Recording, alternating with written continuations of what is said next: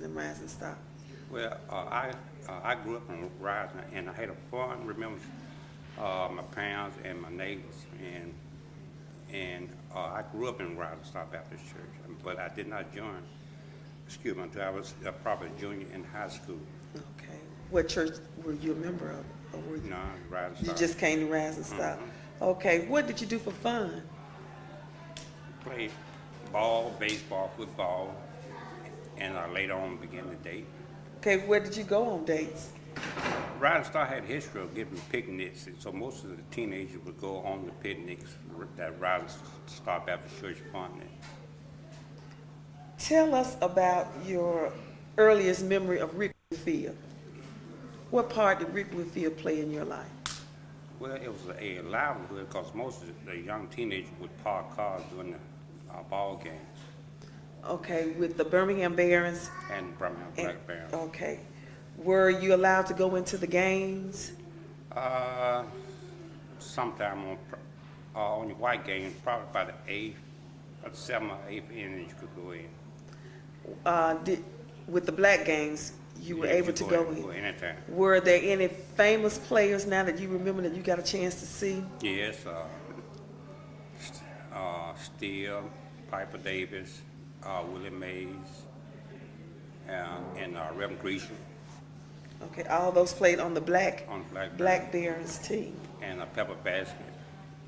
Now, I understand when it was time to integrate West End High School, what were your thoughts or what were your feelings about children, neighborhood children out of Rising going to West End High School? I was glad to see them go, but I was concerned about the welfare because we was putting guard duty for a young lady named Josephine.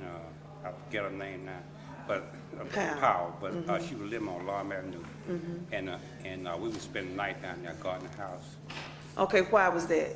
because they were afraid of the repercussions that the white people. Or was she the first She was one of the first black students at West End High School? So why did you have to pull guard? Well, we were afraid of the repercussion that the white people would come out. So what did you do to pull guard? Well, we were armed, and then we just probably stayed down there, maybe 4 or 5 of us all night, Around her house? different nights. Okay. Did you have to escort her to school Yes, and wait until she got out of school. and came home? Okay. Were there other students out of Rising going to West End High School, or did you have to go through the same procedures with She them? was probably the first, but that might have been several more later on the next year, or the following 2 years. I'm not sure about it.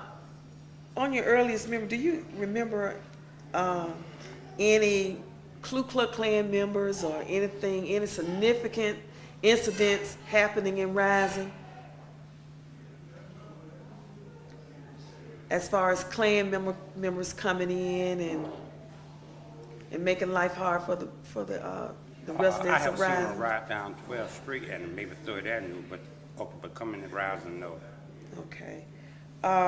Was Rising self-sufficient? It was. Okay, what were some of the businesses in Rising that we don't have now? My grandparents ran a shop, auto repair, and Miss Boyd ran a store on First Court. And it was several shoe shops in Rising then. Reverend Dan Powell, excuse me, he ran a shoe shop. Okay. And then prior to that, Mr. Clarence Matlin ran the shoe shop. Okay. Did you attend Princeton School? Yes, I did. Was Princeton School in the present place that it No, is now? no. Where was Princeton School? 805 Washington Avenue or either 905 Washington Avenue. How'd y'all get to school? Walk Every day? every day. Okay. Was there an incident that happened while the children were walking to Princeton School that Yes. led the move to bringing Princeton into the neighborhood? Well, it was before my time, and maybe some of your elders and residents can tell you, but it was one incident where a little kid got hit on his way to Princeton School. So the parents took all the rest of the kids out and started a new school down here in Rising, and the school was in an old store building on First Avenue between 14th and 15th Street. And judging from talking to some elder people, it probably lasted 2 to 3 or 4 years.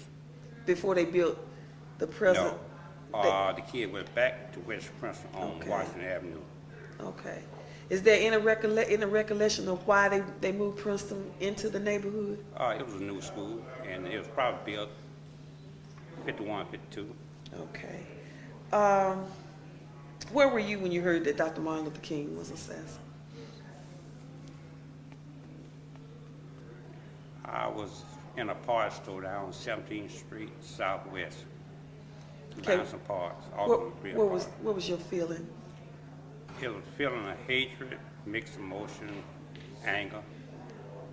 Being in the auto parts and mechanic business, did you encounter any prejudice? Yes. What were some of your memories of being? Where you were denied a credit account, either if you paid cash, a whole lot of your white customer would get a 2% discount, but the black would not get a 2% discount. Okay. Well, can you describe or remember having a Rosa Parks experience? That's when you stood up for your rights. Yes.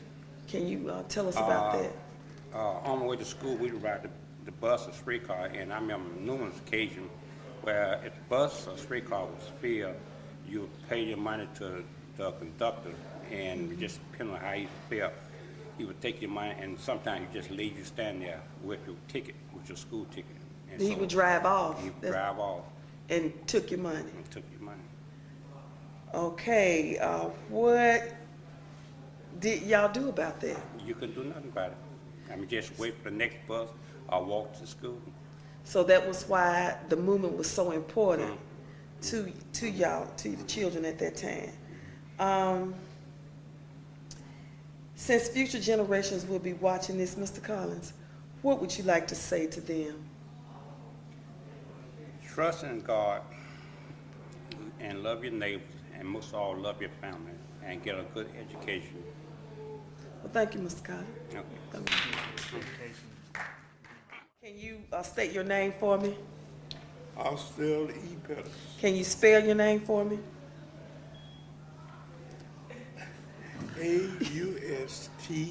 Austell, middle initial E, period. Pettis, P, capital P. E-T-T-U-S. Okay, Mr. Pettis. Were you born here in Birmingham? I was born in Birmingham, Alabama, yes. Can you tell me what month and year? Yes, What month and year? Oh, May 12, 1924. Very good. Were your parents born here in Birmingham, Mr. Pettis? No. Where did they come from? My mother was born in Greensboro, Georgia. My father was born in Selma. Can you tell me why they migrated to Birmingham? Why did they come to Birmingham? Your best recollection of them saying, why did they come to Birmingham? My mother came here to visit an uncle. And my daddy came here because his parents left Selma and came to Birmingham. Did his parents come here for the steel jobs or? Not still. Okay. Do you know why? Yeah, because he got tired of my grandfather, got tired of being a sharecropper.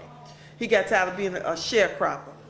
So what job did he take on when he came to Birmingham? He started running a cafe. Okay, so he ran his own business. Okay, what are your earliest childhood memories of Birmingham or the Rising area?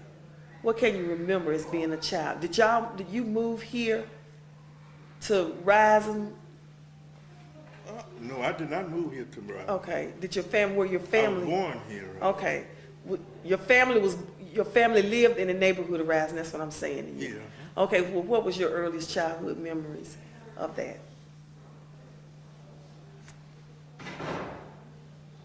Falling off the bridge in the ditch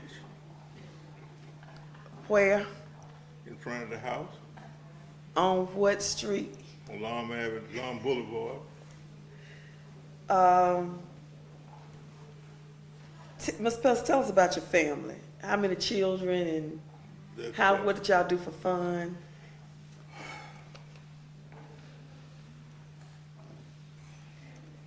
We played ball.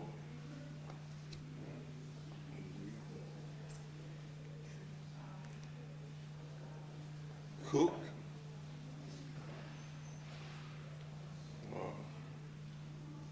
With steal sugar and make candy out of it. Okay. Played. Did you It attend ran. Princeton School? Huh? Did you attend Princeton School?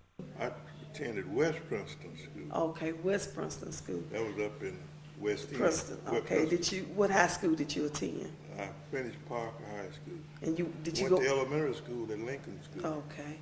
Did you go on to college? I went to the Army first. All right. And I How spent long you stay in the Army, Mr. Bell? About 35 months, something like that. 35 months. Did you participate in any of the wars? I was in World War II in Omaha Beach, in that area. Okay. You were where? We didn't get, Omaha Beach okay, where was that, in Mr. Bell? France. Okay. So were you in an I was in all black? I was in an all-black outfit, and those times most outfits was black, all white. Okay. So what was your My job? job was to load and unload ships. Okay. So I that, was in what you call a port outfit. okay. He was a sailor soldier. Okay. So you weren't what they call on the front line fighting. I was on the line started. Okay. All right. In other words, what the job was, we would go out to sea and meet a ship, and then we would unload that ship with the soldiers that was going inland. Okay. Else we would take the food, Okay. ammunition, or whatever it was they needed. And sometimes we just take a whole outfit and unload it.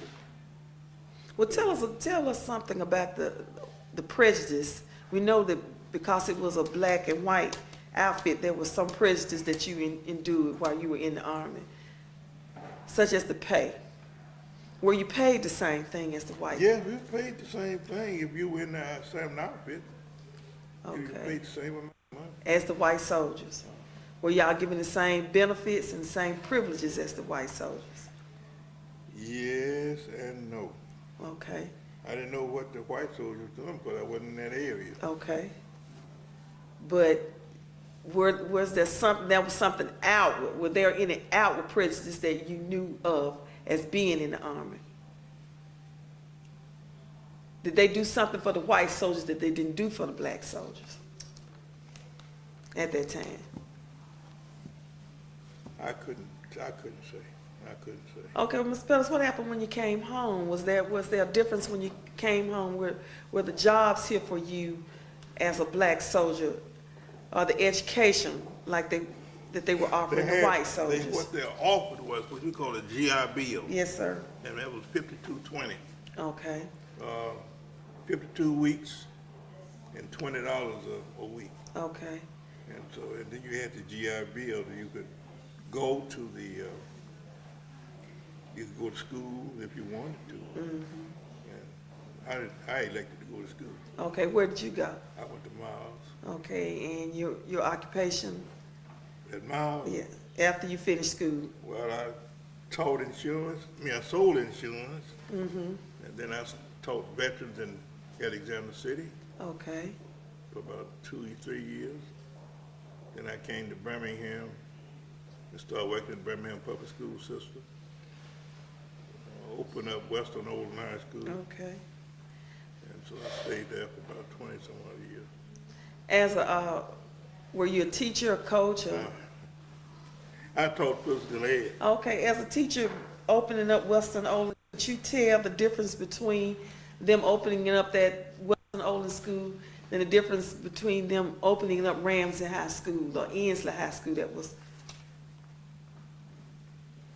I don't know how they open those schools up. I mean, as far as supplies and things that they offered Ensley High School that they didn't offer Western High School. The only thing I can say is that when we started the athletic program, we started from scratch. Okay. In other words, they didn't give us any money Okay. or anything, so we had to make our way, Okay. and we did. Okay, well, Mr. Pettis, I like to say this though. okay, Western High School was a school that it was supposed to be made to,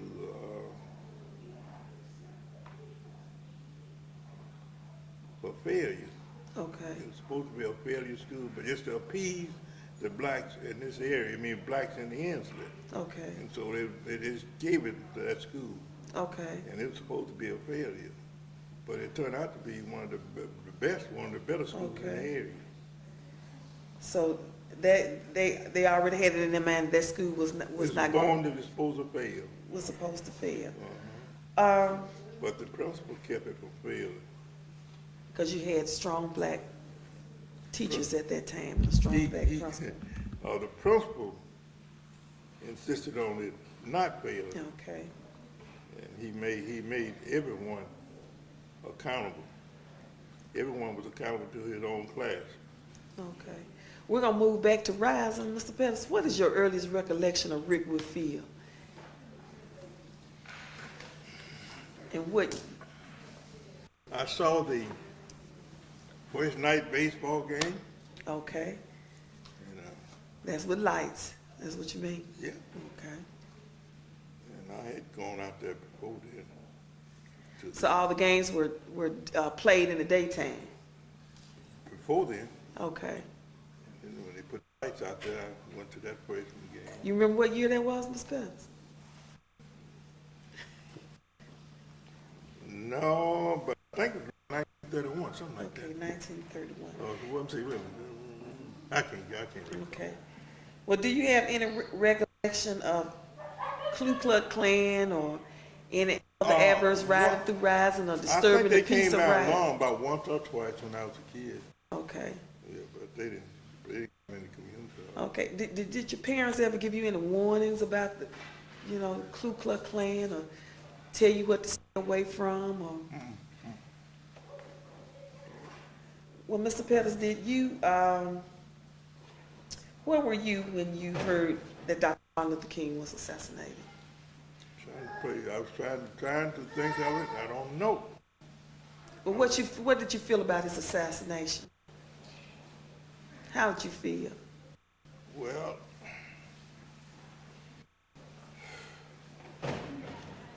that we had lost a good leader. We had that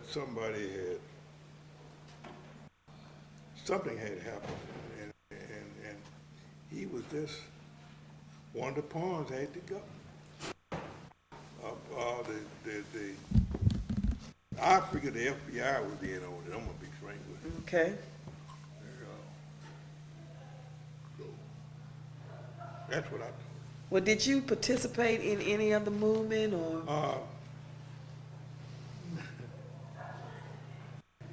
I was a protector. In other words, I could not stand to be hit and not fight back. Okay. And that was my military training. Okay. I was a self-sustaining outfit in the military. In other words, I was in what you could almost been a guerrilla outfit if we got cut off from somewhere. Okay. So we were able to sustain ourselves. So you knew that Martin Luther King stood for nonviolence, so He stood- you stayed away just because you knew. Non-violent, because if somebody had hit me, I was hitting back. I want to be frank. Okay. But what did you do to help the movement? You knew you couldn't be hit, so but what did you do to help the When movement? the meeting was over, wherever they were, I did what I could for anyone that was in that group. Okay, And so I made donations and things of that sort. okay, so you were the protector. That's what you said. right. Okay, almost like a bodyguard. What we call We were, because- bodyguards now. Because if whosoever was house needed to be protected, Okay. well, we were there. Okay, who was we? Can you name some names? No, that I'm not gonna call those names. We were there. Oh, we was there with rifles and things of that sort. Okay. Mr. Pettis, have you ever did you hear about the Tuskegee experience? experiment? In later years, I heard about Okay, it. so, but you didn't know anybody experienced that, okay. What about the prohibition? Prohibition, 1930. Prohibition? Yes, sir.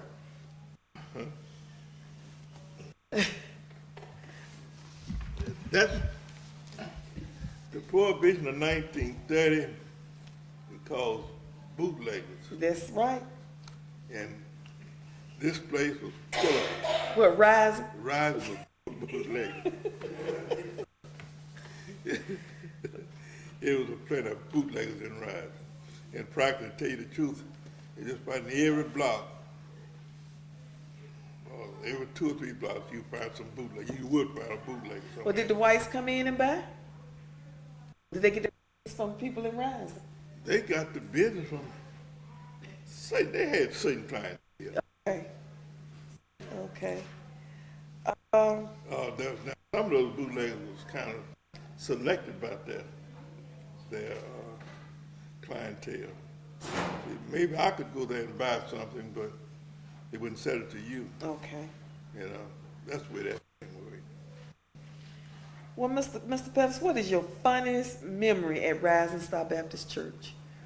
What is the funniest thing that happened to you or you happened to somebody else at Rising Star Baptist Church? Can't remember? Well, how long you been a member here? Ooh, Lord. A few years. Okay. That was about 1937. Okay. Now, since future generations will be watching this, Mr. Pettis, what would you like to say to them? I would tell them that stay with the ship. Stay with the ship.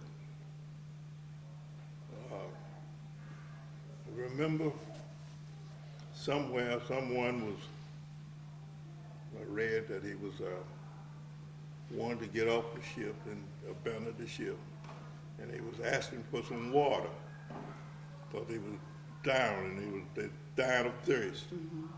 And the person told him, say, cast down your buckets where you are. And the person, what he was casting that bucket was into the water. It was in the mouth of the Amazon, mm-hmm. and which was fresh water into the ocean.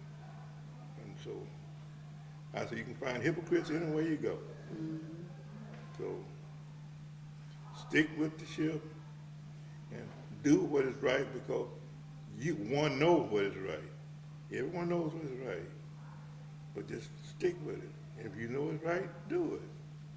And don't worry about what they call you. Just do what you know is better, what you know is right. Well, thank you, Mr. Pettis. Thank you. Oh, we got a bodyguard, protector. Okay. Miss A.G., will you please state your name for me? Cheryl Saffold, A.G. Will you please spell your name for me? Cheryl Saffold, A-G-E-E. Okay, were you born here in Birmingham, Alabama? Yes, I was. Okay, can you tell me what month and year? Yes, I was born August 1st, 1956. Did your family live here in Rising? Yes, they did. What are your earliest childhood memories of Rising? Oh my gosh, I have a lot of them. I have a twin sister, and we grew up with most of the people like yourself. And we went to Princeton Elementary School and lived on First Avenue, where my mom still lives. So your mother and father were originally from Rising? Yes, they were. Okay, well, you're an original family for Rising. Okay, what did you do for fun here in Rising? A lot of skating and bike riding, and we used to play hide and go seek every day, and played on the sidewalk. We just had a lot of fun. Did you attend school here in Rising? Yes, What was the name of the school? Princeton Elementary School, And high school? West End High School. Are there any memories of West End High School that you would like, that you can tell us about? Yes, I went to West End High School the first year of mandatory integration. So it wasn't a great year. That was 1970. And a lot of the students that were already there did not want my kind of person there. So there were a lot of problems when we went there.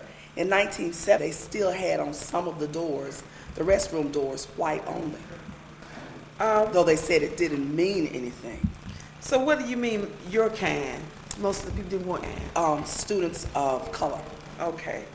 Were there already students of color there at West End High School There in were. 1970? The first student of color that went there was from Rising, Josephine Powell. And I think she went in 63. But about 1966, there was a bigger group of students going. But 1970 was the year that you had to go. It was not that many there before then. Okay, I need to ask you a question again for the camera. What do you mean by your kind of student? Students of color. Okay. Do you, in living in Rising, remember any sort of prejudice or discrimination incident that you can tell us about? Well, in our little area in Rising, which was all black and everything was segregated, if you would go beyond those parameters, maybe 2 or 3 blocks over, you were in the, as we called it, the white neighborhood. And they would let you know, we don't want you there. Go back to where you came from. So did you have any sort of incidents with the white part, the white section of Rising that Well, you can recall us about? Actually, we didn't think of segregation as anything bad when I was much younger. It was fun. It was something to do. We would love to hear somebody call you out your name. We thought that was funny. We didn't realize that that was a derogatory term for blacks. What were some of the names that they were calling you? They would call us the N-word, the N-I-G-G-E-R. Okay, you can say the N-word. Nigger. Okay. Nigger, They go need to home. know. Yes. Okay. And you only live 2 blocks away. Yes. What about going to school at West End? What about going to the public libraries and going to the ball, the Rickwood Field? We've heard memories of Rickwood Field. Are there any memories of Rickwood Field that you'd like to tell us about? Or My first memories of Rickwood was jumping the fence. okay, Going there. We just thought you just shouldn't have to pay to go and see a game or any other event that was there. So the fun thing was to go around the back and climb the fence and jump over. okay. Were there other events besides baseball games at Rickwood Field? Of course, they would have concerts there. The Easter egg hunt they had every year on Easter. And we would go there, and the first few hundred students would get an Easter basket, and we thought that was the greatest thing you could do. Where were you when you heard that 16th Street Baptist Church was bombed? I was at home with my parents and sister and brother, and we were getting ready to go to church here at Rising Star. And the word came that the church had been bombed. And as my mother said before, they said, do not come down. But my father would always do what they said not to do. So he put us all in the car, and we went down to 16th Street. You preferring to they. Tell me who are you preferring to?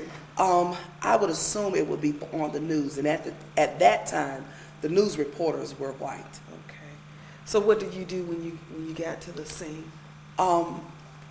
It was very chaotic. I remember, as my mom said, I remember the police shooting in the air because people were so concerned about these little girls that had died, and their parents were out there and so distraught. And everybody was crying, even if you didn't know the young ladies, and I did not. But I remember the police shooting up in the air, and I remember my twin sister was so afraid she started running.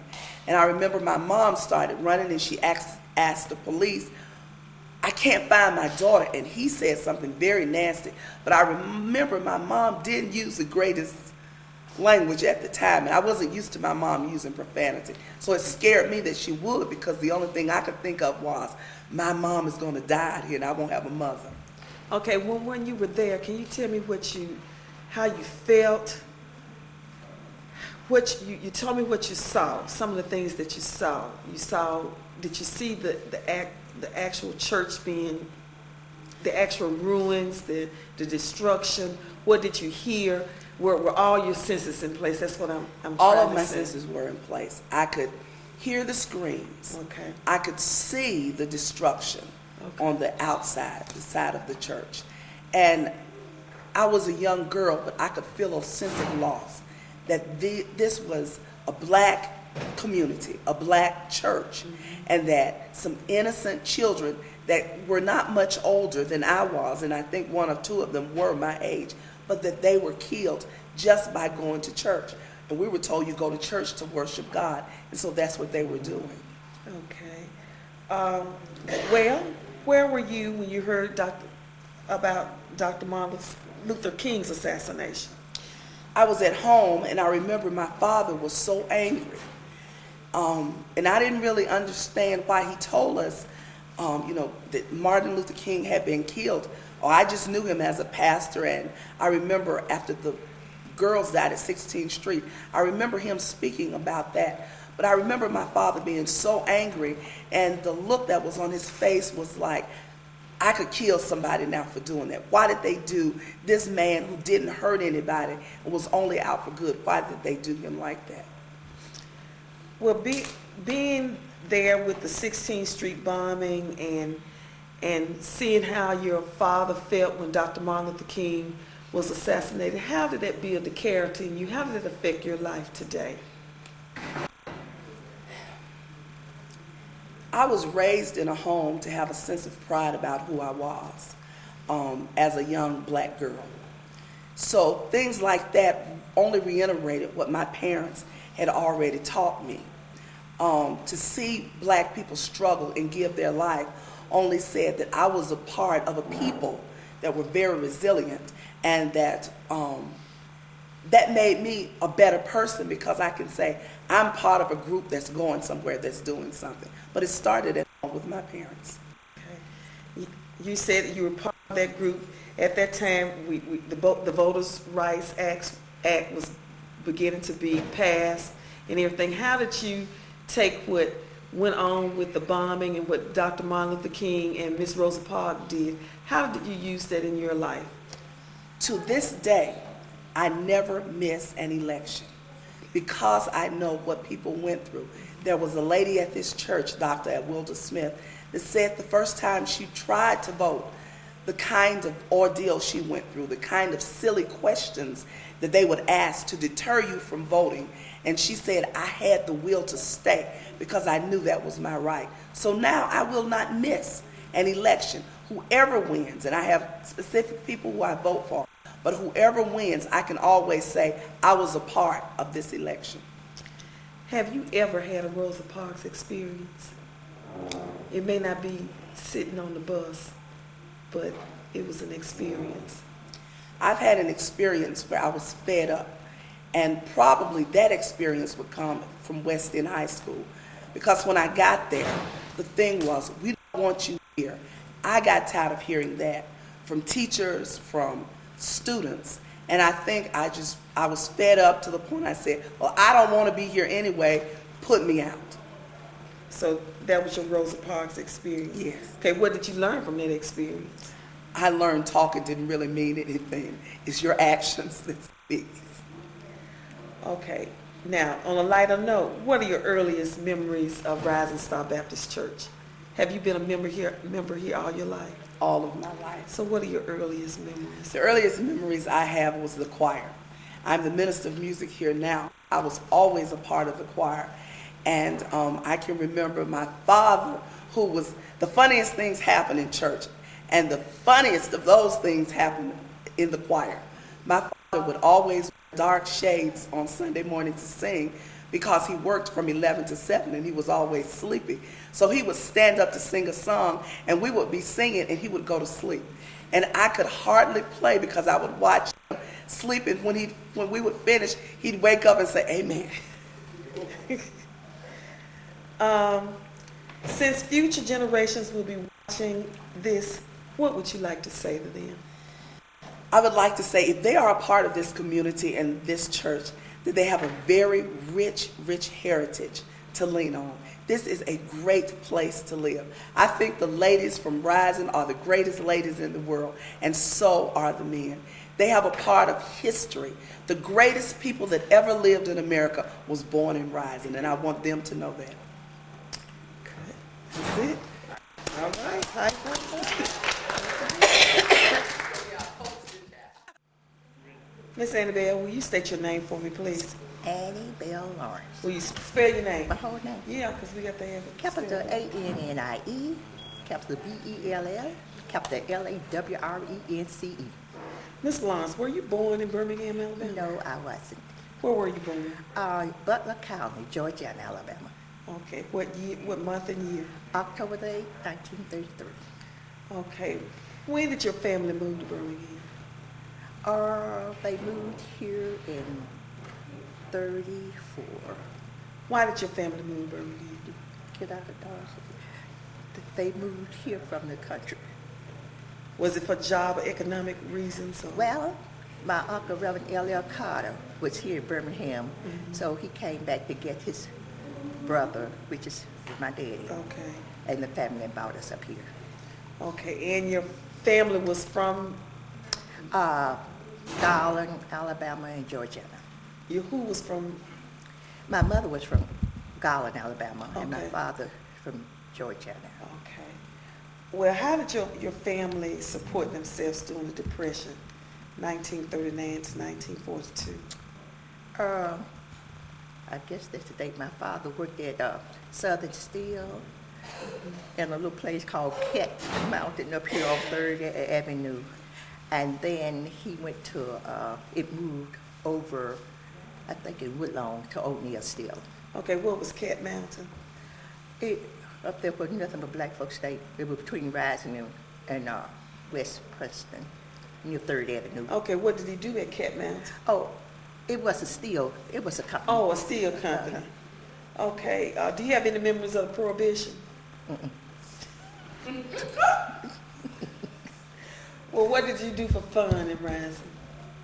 Well, what did we do for fun? What did you do for fun? Play ball, ride bicycle. I couldn't skate. And come over to your grandparents' house and go into another area where y'all got a T-mile fold and still back there. Okay, who were my grandparents? You need all this for the camera? Mr. Lee Van Baxter and Miss Emma Baxter. Okay. Did you attend Princeton School? Yes, I did.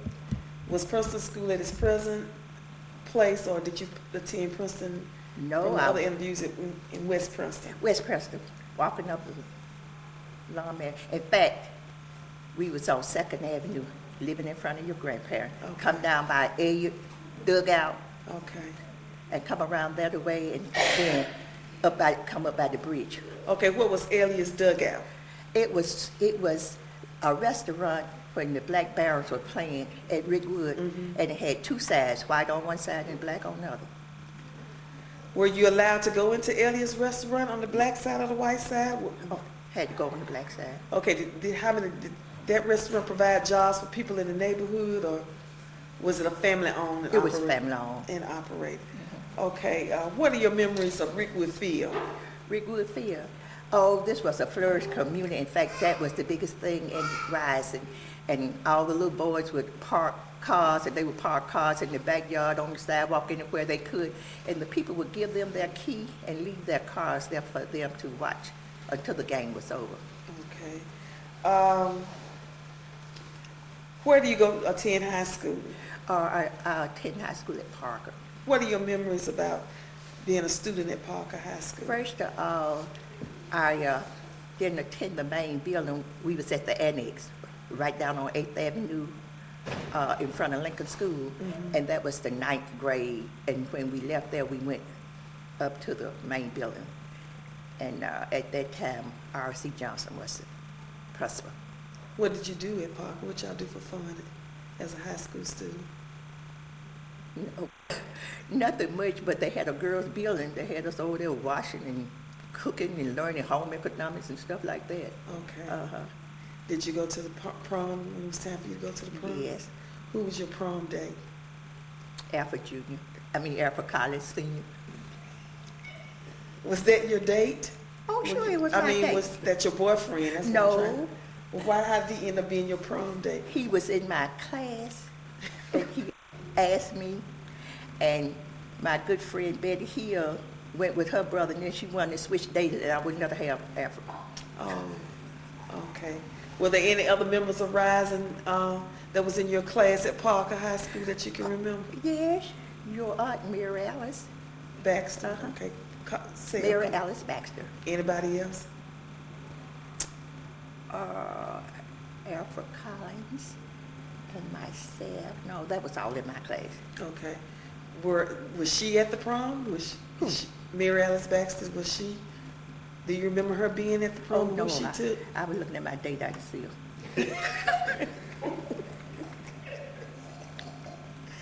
Okay, moving right along, where did you go out, where do you go on dates when you're here in Rising? Where did you go out on dates? Girl, we were going out on dates, we were sitting in our living room. So what do you call that? And if you didn't bring them to church, Reverend Hampton said we didn't need them. We had to bring them to BTU. We stayed at church. You had to bring your dates to Uh-huh. church. He said that if they didn't come to church, we shouldn't be with them. Okay. So did you bring your husband that you married to church with you? No, I have.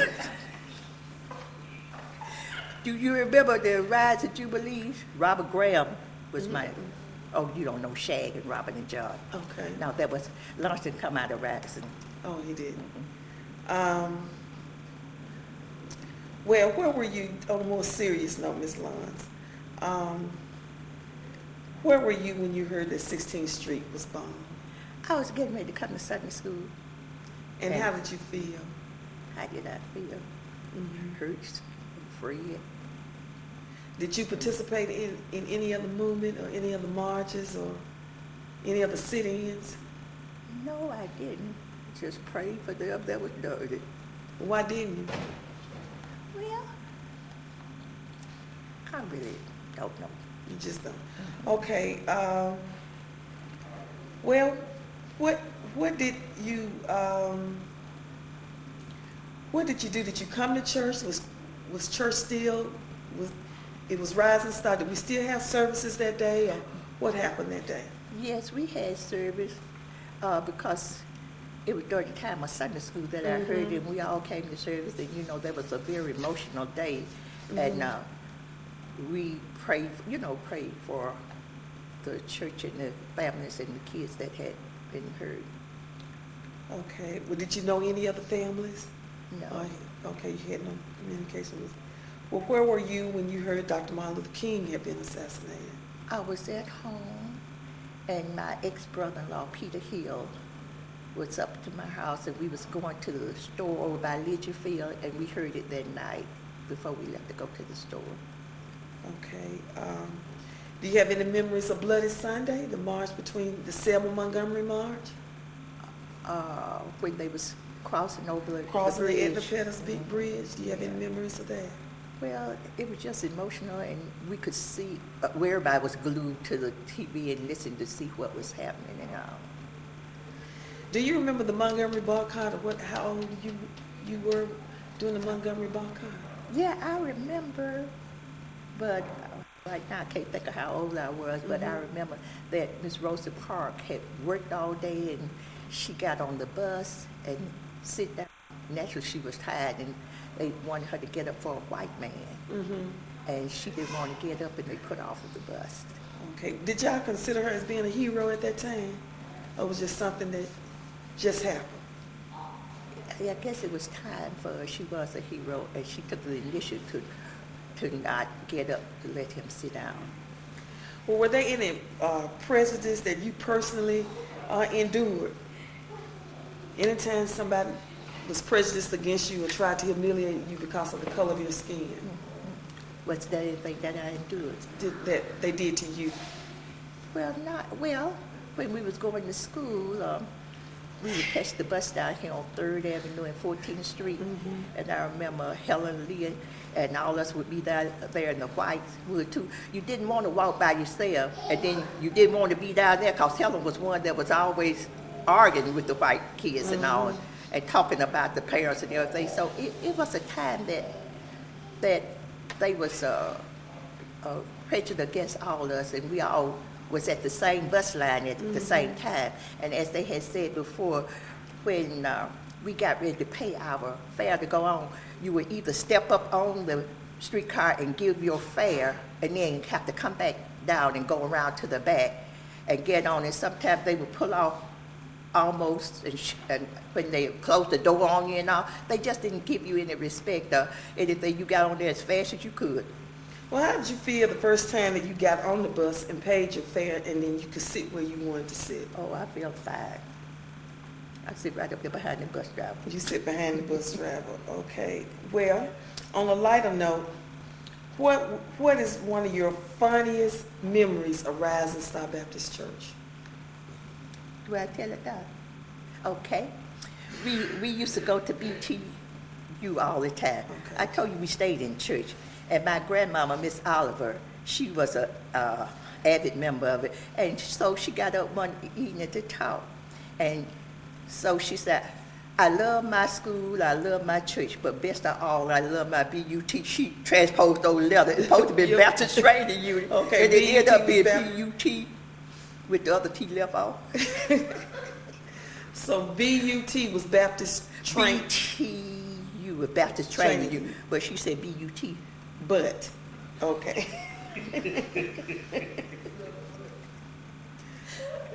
Well, have you been a member of Rising Star all your life? All my life. I joined when I was 9 years old. Okay. All right. Oh, and I remember when Pauline was sitting on the morning bench. Okay, tell us that story. Pauline Who sitting would on tell the- us who Pauline is? Pauline is your, You got, see, Pauline Baxter. is your aunt, Mhm.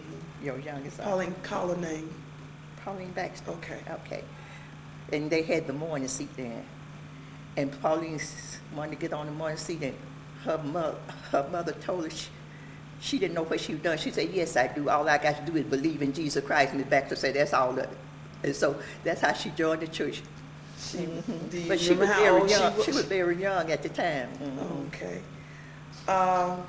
Since future generations will be watching this, now let's back up. What is a moaning bench? It was a, Let's back up for the okay, future the generation. morning bench was a bench that all that was not Christian would sit on the front seat during the revival. Okay. And someone would sit there and sit there. All right. Did we have revivals all the time? Was there a special part of the year that revivals Yeah, were held here? Yeah, we had a revival special part of the year, and it went a whole week Why did we have revivals? trying to revive those lost souls and get some more in here. Okay. Well, since our future generations will be watching this, what would you like to say to them about Rising and Rising Star? Rising Star have always been a pillar of the community. Even when our friends and other children were going to other churches, when it came to the Christmas program, the Easter program, all the kids would come up for the program. And Mary Lee would help Miss Georgia and Bradley with the program. And Miss Georgia, and she was a stern one, she would get a long switch, and she would start at the end of the row, and that switch would end up down there. You didn't have to do nothing. You just on that row, and that switch would touch all of us. And I remember church used to make cocoa and sugar for Snuff and bring it to church. And Miss Bradley would take it and would give it back to her. She said, I'm taking this. She would keep the little mixture. Cocoa and sugar. Mix the cocoa and the sugar up dry, and they would use it for Snuff. Okay. All right, Ms. Lawrence, thank you. Thank you. Ms. Ortiz, Yes, you state your name. Cheryl Saffold Ortiz, Will you spell that for us, please? Sheryl Saffold Ortiz, Will you give your birth date? August 1st, 1956. Were you born in Birmingham, Alabama? Yes. Can you tell us a little about your family? Both of my parents, my father was a member here. He died in '98.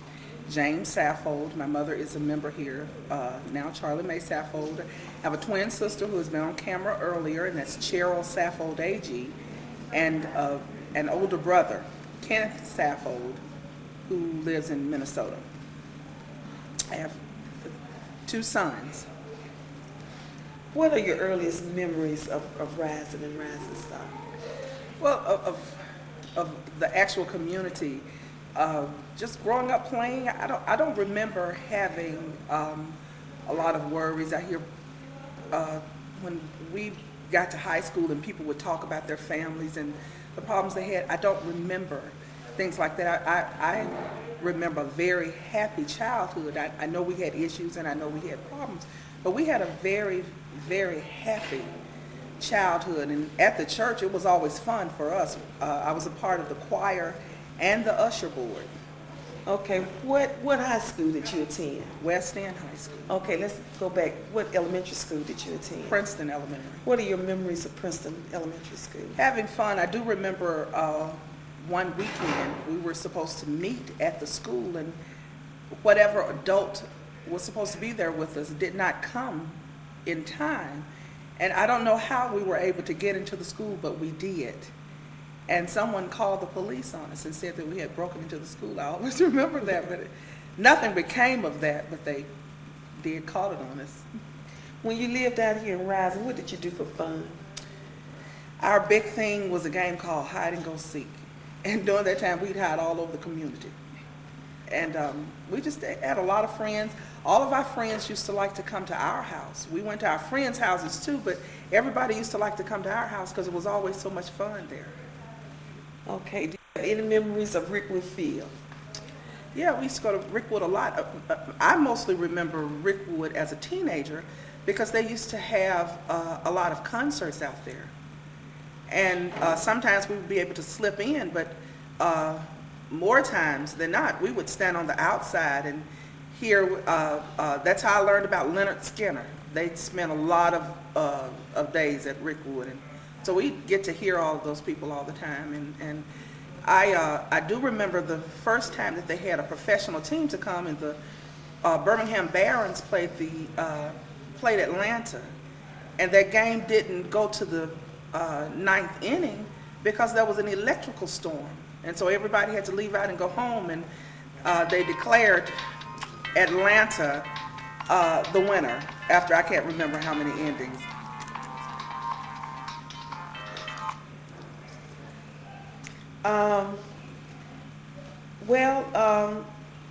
Living out in Rising, where did you go on dates? Did you date? Tell us about your high school years. And I what you did not date a lot in high school. I remember 2 boyfriends. I didn't go to the prom. On our prom night, we were in a high school sorority, and several of the girls in my sorority did not go to the prom, and we spent the night at one of our advisors' houses, and I can't remember which one it was, and we left during that time and went down where they were having the prom just to see who was coming in and out, but we did not go to the prom. Okay, where were you when you heard that 16th Street Baptist Church was bombed? We were at home getting ready for church, and I believe that it came over the news or someone called. I don't remember quite how that was, and my father and my mother took us. We all went down there. And I remember very well. People were frantic, and especially people who had sent their children to early services there for Sunday school, and they didn't know if their children were alive or dead, and the people in charge, the police and whoever, weren't letting them anywhere near to see anything. And so they were frantic, and I remember the police, to keep people in order, started shooting up in the air. And I just remember running. And my mother tells me that they started running after me, but I started running, and I did not stop until I got to a house downtown. There were a lot of double-tenant houses, and there were black people standing on the porch, and I felt safe, so I stopped where I saw those black people because I was scared. I was scared. They weren't shooting at people, but in the air, and I just thought that was a horrible thing. And I was a very young girl. I can't even remember the year that this church was bombed, but I know I was a very young girl. And that has stuck with me all of my life. That's, my next question was, how do you think that experience helped you or hindered you now in what you do now? I don't think that particular experience in any kind of way had an impact on my life. It's just a memory that I remember well.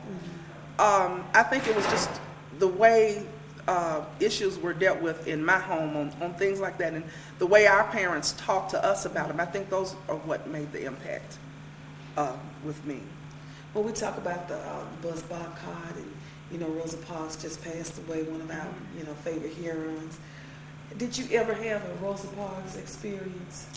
I honestly don't remember having any kind of experience of that sort. And I don't know if I don't think that I've blocked it out. I just don't think that I had those experiences. I think, I don't know if it was because I carried myself in a certain way. I didn't, a lot of people say, well, this white person talks to me like that. I always spoke in a way that you didn't speak to me any kind of way you wanted to. I don't know if it was that or just, I always tried to be nice. And I know that that's not, people are not going to just treat you special or something because you appear nice. But I just don't remember having a lot of racial issues. Okay.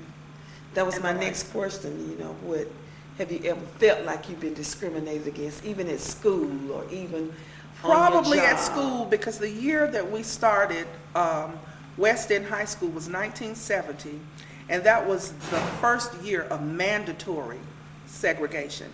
And my mother had told my sister and I, even though it was mandatory, because all of our lives we wanted to go to Parker High School, and she told us if we wanted to still go to Parker, she would make sure we got into Parker. So we said that's where we would go. And before the summer was over and we realized all of our friends were going to be at West End, we decided to go there. And we knew that most of those people did not want us there. We knew that, and a lot of people told you that they didn't. But I also remember very good experiences there.